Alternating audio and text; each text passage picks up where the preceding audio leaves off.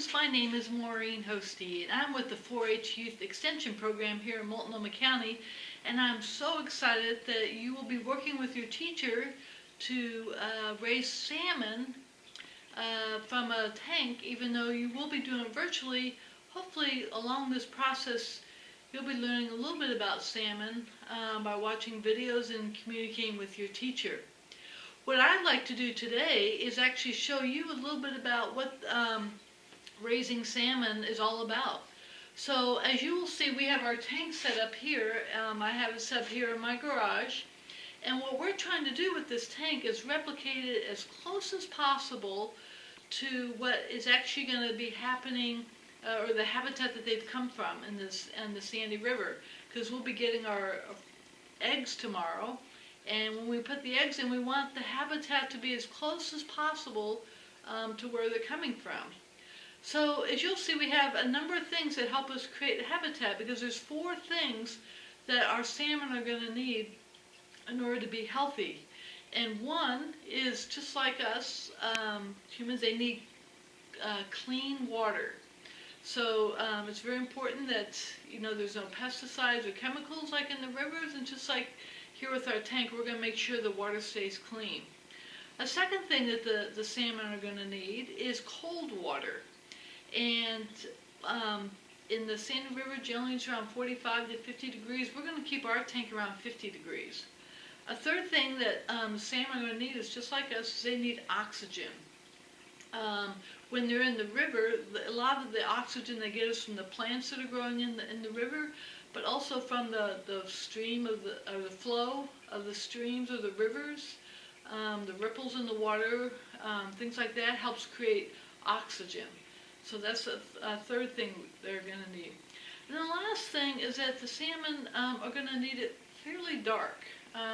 These are just eggs that are just going to be hatching, and so being able to have a place where it's dark for them is important. So we'll be talking about that as well. So as you can see here from our tank, we have a lot of things that we're going to need in order to have a healthy habitat. The first thing, as you'll see back here, is this little box, and that is the filter. And what that does is it sucks up the water and cleans it. So that's one of the ways we're going to keep the water clean.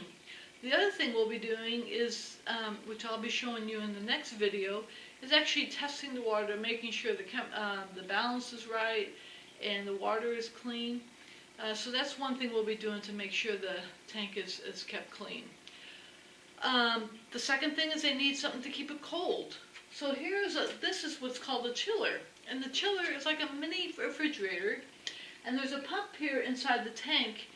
And what that pump does is it sucks up the water from the tank, it puts it through the tubing, and it goes into the chiller. The chiller makes it cold, and then it sends it back out through here into the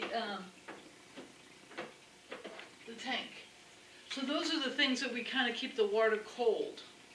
The third thing is the oxygen. So how do we keep the oxygen in the water? There's a couple ways we do that. One is, you can see the filter as it's creating a cascade effect, and it's making bubbles in the water. That's one of the ways that we're getting oxygen. Another is, you'll see that we have this air bubble or air stone that creates bubbles in the water. So that helps create some oxygen. And then third is this disperser, which actually sends out water to make it cold. And it sends like a little stream. And so it's shooting out water to also create bubbles. So we're getting it clean, we're keeping it cold, and we're getting the oxygen. So the last thing is keeping it dark. So I have it in my garage, so when I'm not here in the garage, I have the lights off and it's dark. I do have a window here, so there's a little bit of light that comes in, so on days where it's sunny, I have like a cover to put over the tank to keep it dark. So those are the 4 things that we're going to try and create with our habitat, so when our eggs come tomorrow, you'll have a chance to see when the eggs go in that they're going to be in habitat pretty similar to what they had when they left the Sandy River. Great, we'll see you tomorrow.